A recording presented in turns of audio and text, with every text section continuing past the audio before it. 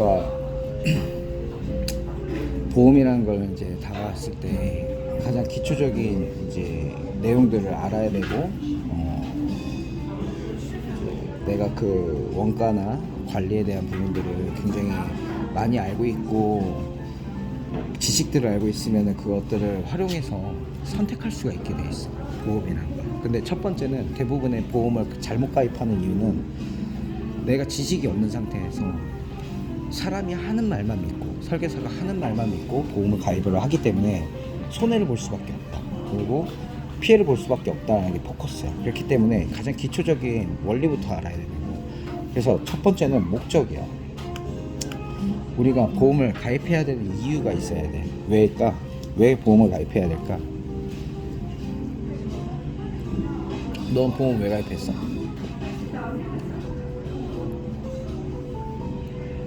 리스크를 준비하는 그치. 어떤 리스크? 질병이든 사고든. 그러면 그 예를 들어서 만약에 사고든 질병이든 간에 그런 리스크가 발생이 돼. 그러면 이 보험을 통해서 어떤 걸 얻고 싶은 거야? 치료비 생기고. 맞죠. 그런 목적이 명확해야 해요. 어떤 목적으로 내가 보험을 가입했느냐. 그래서 첫 번째는 치료비다. 내가 돈이라는 게 들어가잖아. 내가 열심히 지금까지 쌓아온 내 자산이 들어가는 거기 때문에 이 치료비 목적의 보험이 무조건 필요한 거. 첫 번째는. 치료비 목적의 보험이 뭐가 있을까? 그 치료비가 만약에 없다 그러면은, 만약에 내가 벌어놓은 돈은 한계가 있는데 그 이상의 치료비가 들어간다 그러면 어떻게 되는 걸까? 내가 가지고 만들어 놓은 자산들을 팔아야 되겠지.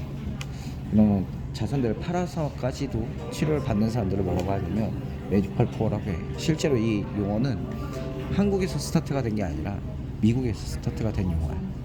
미국은 의료복지가 제대로 잘 안 돼 있고 의료비가 어마어마하게 비싸기 때문에, 민영화가 되어 있기 때문에 메디컬 포어가 엄청 많아.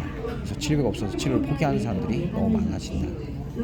그러면 대한민국은 이런 사람들이 없어지게끔, 이런 사람들이 안 나오게끔 만들려고 실비라는 보험을 만들어내기 시작했어요. 그럼 실비의 정식 명칭은 뭐냐면, 보험 용어 우리가 어려워서 잘 안 보게 되잖아. 근데 정식 명칭은 실손 의료비 보험이라고 해. 그러니까 보험 용어 자체가 그렇게 어렵지 않아. 되게 직관적인 해석만 하면 된다. 있는 그대로만 이해하면 된다. 이게 무슨 뜻이냐면, 실제로 손해본 의료비를 돌려받는다고 해서, 실손이라는 단어는 실제 손해본이라는 뜻이야. 누가 만들었을까? 국가에서 만들었다. 국가는 왜 만들었냐? 아까도 말했다시피 의료비가 없어서 치료를 포기하는 사람이 없게끔 하고자 그냥 공익적인 목적으로 만들었다라고 보면 돼. 근데 처음에 이 상품을 만들다 보니까 어떤 문제점이 생기냐면, 2000년도에 기획재정부가 제정을 했고, 본격적인 사업은 2003년도에 스타트가 됐는데 삼성화재가 처음으로 만들었어. 근데 나라는 민영보험사를 이용해서 이 상품을 팔 수밖에 없고, 거기에서 나오는 수익을 가지고 세수 확보를 할 수밖에 없는 거야. 의료복지를 더 많이 시행하기 위해서. 그래서 애초에 이거를 사업소득을 만들기 위해서 만든 보험이 아니라는 거지, 의도 자체가. 근데 만든 건 누가 만들었다? 삼성화재가. 삼성화재는 뭐 하는 곳이야? 사기업이야. 보험을 팔아서 손해를 보면 안 되는 곳이야. 돈이 남아야 되는 곳인 거지, 한마디로. 근데 이 실비라는 보험을 통해서 수익이 남게끔 만들려면 약관을 어떻게 만들었을까? 본인들한테 유리하게 만들었겠지. 그러니까 약관의 내용이 되게 안 좋아. 이걸 1세대 실손이라고 하고 9실손이라고도 하는데, 예를 들면 이때 당시에는 보장 비율이 100%짜리야. 그러니까 내 돈은 한 푼도 안 들어간다는 소리야. 실제로 의료복지를 다 받고 나서도 내 자기부담금이 조금씩은 다 있는데, 우리가 감기 때문에 병원 가면 2,000원, 3,000원밖에 안 내지. 실제로 3만 원이 넘어. 근데 그 나머지 차익권은 누가 내냐? 건강보험공단에서 내주는 거야. 대한민국 국민이 이용하더라. 근데 이 3,000원, 4,000원 마저도 돌려주겠다는 보험이야. 너무 좋지. 너무 좋다 보니까 실제로 엄청나게 많이 팔렸고 성행했고, 그 의사들도 이제 고객들이 오면 실비 있어요를 제일 먼저 물어본다는 거야. 왜? 실비가 있으면 이왕 온 김에 MRI도 좀 찍어보고 건강검진도 해봐라 라는 목적으로. 보험사는 그러니까 병원은 수익을 이렇게 창출할 수 있고 고객은 손해를 보지 않는다는 이유만으로 그런 행위들을 할 수 있게끔 됐지. 그러니까 손해율이 어떻게 돼? 급증하게 돼. 그러다 보니까 5년 뒤에 갱신하다 보니까 5년 뒤에 갱신할 때 갱신 폭탄이라는 걸 맞게 돼. 엄청나게 오르게 된 거지. 그러니까 문제가 돼 안 돼? 되지. 이게 엄청난 문제가 된다라고 해서 2008년도에 갱신 첫 번째 갱신이 되고 나서 문제점을 알게 됐고 사실 여기 동영상이 있는데 나중에 또 보여줄게. 또 하나의 문제점은 뭐냐면 가장 큰 문제점 중에 하나라고 나는 생각을 해. 실비가 365일 내내 적용이 되는 게 아니야. 그러니까 예를 들면 내가 한 가지 질병으로 인해서 병원을 다니잖아. 그럼 그 질병이 장기간 계속 유지돼야 되는 질병일 수도 있어. 장기간 필요한, 계속 치료를 필요한 그런 질병이 됐을 때는 1년 동안만 보장을 해주거나 또는 이렇게 한도가 3천에서 1억까지인데 한도를 다 소진했거나 하면 면책 기간이 발동이 돼. 그게 뭐냐면 최소 180일 동안은 이 질병에 대해서는 보장을 해줄 수 없다는 면책 기간이 발동이 되는 거지.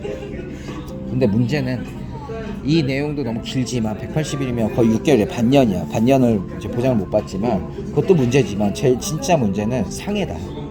상해로 인해서 다치게 되면 1년까지만 보장을 해주고 평생 면책이야. 그 사고로 인해 치료는 예를 들어서 강원래를 예를 한번 들어보자. 강원래가 교통사고로 인해서 하반신 불구가 됐어. 그 사고로 인해서. 근데 하반신 불구니까 어때? 1년만 딱 치료받고 끝날 문제가 아니잖아. 평생 이걸 치료를 받아야 되고 재활을 받아야 되는 건데 1년까지만 보장을 받고 그 뒤로는 실비 혜택이 적용이 되지 않는다. 엄청난 단점이 여기 안에 숨어져 있지. 근데 이런 문제점들과 단점들이 이제 있다 보니까 나라는 애초에 의도했던 것과 다르게 흘러갔다라고 판단을 한 거야. 그래서 빠르게 이제 개정을 하기 시작해. 그래서 2차 실손이라는 걸 만들어. 2세대 실손이라는 걸 만들어. 이게 뭐냐면 약관을 보험사에다 맡겨놨지만 그래서 제각각이었어. 보험사마다. 근데 약관을 표준화시키자. 어느 보험사를 선택해도 보험사의 약관은 실비의 약관은 모두가 똑같이 만들자. 동일화시키자 해서 표준 약관을 만들어서 표준화 실손이라는 걸 만들어냈어. 그래서 자기 부담금이 없으니까 어때? 의료 행위를 하지 않아도 될 것들까지도 계속 의료 행위를 하니까 그런 것들을 방어하고자 자기 부담금을 10%라는 걸 만들어놨어. 그런데도 최대 얼마만 내면 돼? 최대 2만 원만 내면 돼. 그러니까 별반 다를 게 없어지는 거야. 그러니까 계속 개정을 해서 보험료를 안정화시키고 보장의 폭은 넓게끔 만들어주는 게 계속된 개정이었던 거지. 네, 그렇게 끌고 오다 보니까 그럼에도 불구하고 보험사가 손해를 보지 않는다는 선에서 이 실비라는 걸 활용을 하다 보니까 고객들이 이제 안 좋게 활용하는 경우가 너무 많은 거야. 예를 들면 도수치료가 그래. 대표적인 예야. 도수치료는 인건비가 들어가고 사람이 직접 전문가들의 도움이 들어가는 거거든요. 굉장히 비싸고 비급여 항목이고 비싸지. 근데 어때? 받아본 만족도가 굉장히 높은 것 중에 하나야. 그러니까 실비로 도수치료를 받는 사람들이 늘어난 거지. 그러다 보니까 타먹지 않은 사람들까지 계속 이제 보험 혜택을 받지 않는 사람들까지 보험료가 올라가니까 보험 혜택을 받지 않은 사람들한테는 할인을 해주자라고 해서 보험료를 좀 더 안정화를 시킬 수 있는 착한 실손이라는 걸 만들어낼 거야. 2017년 4월에. 그러면 실제로 이 착한 실손은 어떤 혜택들이 있냐? 이런 비급여 항목에 자기 부담금을 많이 높이니까 어때? 비급여 항목을 꼭 필요할 때 아니면 이제 진짜로 사용하지 않는 상황들이 생긴 거지. 그러다 보니까 보험료가 안정화가 됐고, 그러면 실제로 이 보험이 의도했던 대로 실손보험이라는 게 의도했던 대로 잘 흘러가게 됐는데 그럼에도 불구하고 활용하지 않는 사람들이 많잖아. 그런데 그런 사람들한테 뭘 해줘? 무사고 할인을 해주는 거야. 이렇게 할인까지 해주다 보니까 보험료가 더 줄어드는 걸 볼 수가 있어. 예를 들어 보면 내가 18년 4월에 이 보험을 가입을 했어. 착한 실손 가입을 했는데 가입했을 때 당시에는 12,980원에 가입을 했어. 근데 1년 뒤인 19년 4월에 갱신할 때 얼마가 됐어? 11,600원이랬지. 근데 한 번 더 갱신을 해. 얼마가 됐어? 20년 4월에? 점점 줄어들지. 실제로 이 비급여 항목들을 활용하지 않았다는 이유만으로 손해율을 높이지 않았다는 이유만으로 당신은 되게 안정적인 사람이다.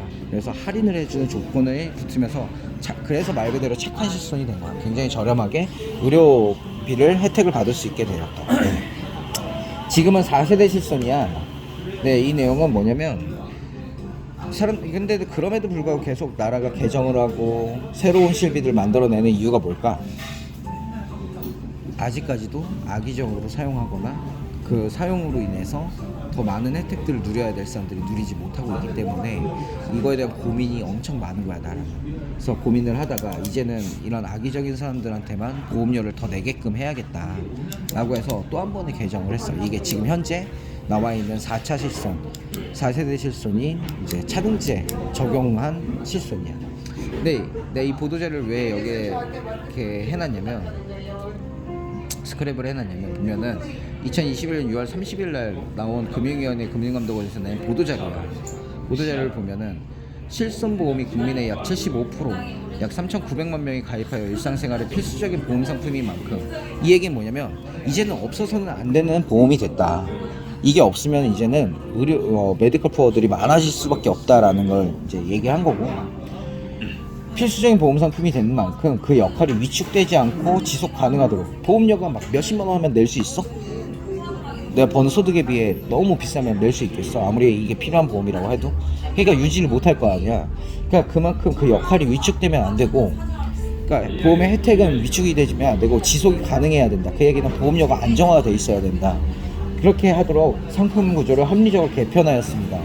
그러니까 지금은 우리같이 젊으니까 만원, 2만원, 5만원도 내도 돼. 근데 우리가 돈을 이제 소득이 끊기는 은퇴 시기 때부터는 보험료가 비싸면 낼 수 있겠냐고. 실제로 우리 장모님은 22만원이라는 돈을 냈었어. 근데 지금은 내가 전환실손을 통해서 39,000원만 내죠. 어떤 게 더 합리적이냐 거야. 자기 부담감을 낮추고 자기 부담감을 높이고 보험료를 낮추는 게 합리적인 거냐, 아니면 자기 부담금을 안 낮추고 안 높이고 낮춘 그대로 있는 상태에서 보험료를 계속 비싸게 받는 게 합리적인 것이냐. 당연히 이거는 전자가 맞는 거지. 그래서 또 한 번의 개정을 한 거죠. 그러다 보니까 원래는 최대 자기 부담금이 이제 10%였던 이제 급여 항목에 대해서는 자기 부담금이 20%로 올라가게 됐고, 최대 25만 원까지 보장받았던 걸 20만 원까지만 보장을 하겠다. 통원일 때. 이번 한도는 똑같고. 비급여 항목은 어떠냐? 이제 자기 부담금이 30%가 된 거야. 그러니까 한마디로 2만 원 또는 20% 중에 비싼 걸 내게끔 됐고, 큰 걸 내게끔 됐고, 3만 원과 30% 중에 큰 금액을 내게끔 된 거야. 그러면 자기 부담금이 엄청 높아졌지. 그러니까 꼭 필요하지 않은 의료행위는 이제 하지 않게끔 하겠다. 근데 그 와중에도 실제로 뭐라고 되어 있냐면, 비급여 지급보험금 기준으로 차년도 비급여 보험료가 결정이 됩니다. 그래서 뭐라고 했어? 차등제 도입을 했잖아. 뭐냐면 너가 비급여 항목을 연간 100만 원 이상을 썼어. 그러면 어떻게 하냐면 할증을 100% 붙이겠다, 200% 붙이겠다, 300% 붙이겠다라고 하는 거야. 많이 쓰면 많이 썼으면 너 거만 올리겠다는 거야. 자동차 보험이랑 똑같은 거지. 사고율이 높으면 높을수록 할증을 붙이는 거랑 똑같은 개념이라고. 근데 문제는 내가 총 보험료에서 할증을 붙이겠다는 게 아니라 그 특약 항목들이 있는데, 그 중에 가장 문제가 되는 비급여 특약 보험료만 할증이 된다. 그래서 비급여 항목 중에서도 이제 도수치료, MRI, 비급여 주사제 세 가지 항목만 할증을 붙이겠다. 그래서 실질적으로 막 체감상 엄청나게 오르거나 그러진 않을 거야. 근데 중증 환자들은 이거 비급여 항목을 계속 쓸 수밖에 없는 사람들인데, 그런 사람들은 그런 사람들은 어쩔 수 없이 계속 오른 걸 내야 되지 않고 할증을 붙지 않겠냐라는 건데, 대신 내용이 뭐냐면 의료 취약계층은 중증 질환의 치료를 위해서 다양한 비급여 의료서비스를 이용할 수 있도록 보험료 차등 적용에서 제외가 된다. 그러니까 필수적인 의료 행위를 했을 때는 적용시키지 않겠다라는 거지. 이해가 됐지? 그러니까 그만큼 합리적으로 많이 개편이 됐는데도 불구하고 자기 부담금이 높다는 이유만으로 갈아타지 않는 사람들이 엄청 많아. 근데 보험료는 현재 시점에서는 착한 실손에 비해 10% 정도가 더 싸. 훨씬 더 저렴하게 가져갈 수 있지. 실비의 중요한 내용은 뭐냐면 이거야. 우리가 국민 1인당 생애의료비는 1억 원이 넘는데 실비가 있다 그러면 최소 7천만 원 이상은 우리가 아낄 수 있음에도 불구하고 실비를 가입하지 않는 사람들이 있다는 거지. 그래서 실비라는 보험은 그 의료비에 대한 혜택을 훨씬 더 많이 받기 위해서 가져가는 거고, 국가가 그렇게 하기 위한 노력을 지금도 하고 있으니 믿고 가져가도 된다는 거지. 그러면 실제 사례를 한번 볼게요. 우리나라는 이제 나라에서 적용해주는 의료비 혜택들이 되게 많아. 의료복지가 엄청나게 많아. 그 중에 대표적인 게 선정특례 제도라고 해서 우리가 만약에 암에 걸렸다 그러면 C코드가 발현이 되거든. 그럼 의사가 C코드를 입력을 하잖아. 그러면 선정특례 대상자라고 의사에도 떠. 그냥 그렇게 다 시스템화되어 있어. 그래서 중증질환이랑 뭐 치매도 뿐만 아니라 중증질환부터 시작해서 뭐 희귀 난치성 질환들까지 산정특례 적용이 되고, 그 외에도 본인 부담금 상한제, 재난의료비 지원 사업, 긴급의료비 지원 사업 같이 네가 소득이 적거나 또는 이제 소득 대비해서 병원비를 너무 많이 쓰게 되면 돌려주는 사업비 지원입니다. 물론 이게 예산이 남아 있을 때까지만 한정적이고 해당 사항이 되는지 아닌지는 확인을 해봐야겠지만 대부분은 해당이 돼서 보장을 받을 수 있는 항목들이 많다라는 거지. 근데 이거는 어디까지나 의료비에 보면은 영수증을 보면 급여 항목과 비급여 항목으로 나눠있어. 급여 항목에 한해서. 자, 이건 실제로 2019년 6월에 나한테 보험가입을 했고 2019년 11월에 건강검진을 받았고 2020년 2월에 위암 판정을 받은 사람이 위암 수술을 받고 받은 영수증이야. 내 고객이기도 하고. 근데 그때 영수증 금액을 보면 급여 항목이라고 해갖고 이렇게 본인 부담금은 136만 9천 원이고 나라에서 이제 부담해주는 금액은 약 700만 원 정도가 돼. 근데 원래는 산정특례 대상자는 95%의 치료비를 지원을 받고 5년간 치료받기로 돼 있거든. 근데 왜 이렇게 많은 비용이 나왔냐? 실제로 대학병원의 일반실은 장기 입원이 가능한 사람만 입원이 가능해. 근데 이렇게 단기로 수술만 하고 퇴원하는 사람들한테 일반 입원실이 쉽지가 않아. 그래서 어떤 걸 이용해야 되냐면 상급 병실을 사용할 수밖에 없어. 상급 병실이랑 식대비 때문에 자기 부담금이 높게 책정이 됩니다. 이건 어쩔 수 없는 거고. 자, 근데 비급여 항목을 보면은 나라가 지원해줄 수 없는 항목이라고 하잖아. 이게 얼마가 나왔냐면 1,454만 원이 나왔어. 왜 이렇게 많은 비용이 나왔냐? 보면 첫 침이 수술료라고 해서 1,350만 원 책정된 거야. 이게 무슨 수술이었는지 알아? 위암 절제 수술이었는데 뭐였을 것 같아? 예전에는 위암, 간암, 뭐 췌장암 이런 이제 내장에 암이 생기게 되면 개복 수술을 필수적으로 해야만 했어. 근데 지금은 구멍 몇 개 뚫어서 로봇선이라는 걸 내서 로봇 수술이라는 거예요. 그 로봇 수술이 비용이 어마어마하게 비싸. 1,000만 원이 무조건 넘어. 누가 내야 돼? 본인이 내야 돼. 그래서 실제로 본인이 납부한 금액이 1,600만 원이다. 자, 만약에 내가 실비가 없고 나라에서 지원해주는 혜택을 다 받았음에도 불구하고 이 정도 비용을 낸다는 게 쉬운 금액인가? 엄청 높은 금액인 거지. 근데 이게 한 번으로 끝나면 다행인데 한 번으로 끝나지 않을 확률이 굉장히 높지. 자, 근데 실비 혜택은 뭐냐면 약 1,100만 원 정도를 적용받게끔 되어 있어. 단순한 숫자로는. 근데 실제로 아까 내가 얘기하진 않았지만 실비는 한도가 있어. 본인 부담 한도.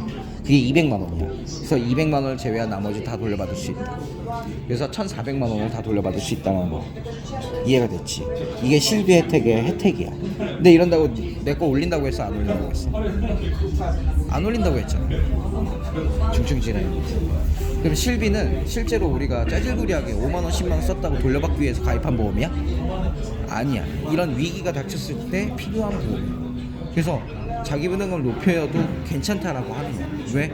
우리는 짜질구리하게 보장받는 게 중요하지 않고 내 경제활동에 대해서 문제가 되었을 때 제대로 준비가 되어 있느냐가 제일 더 중요한 거니까.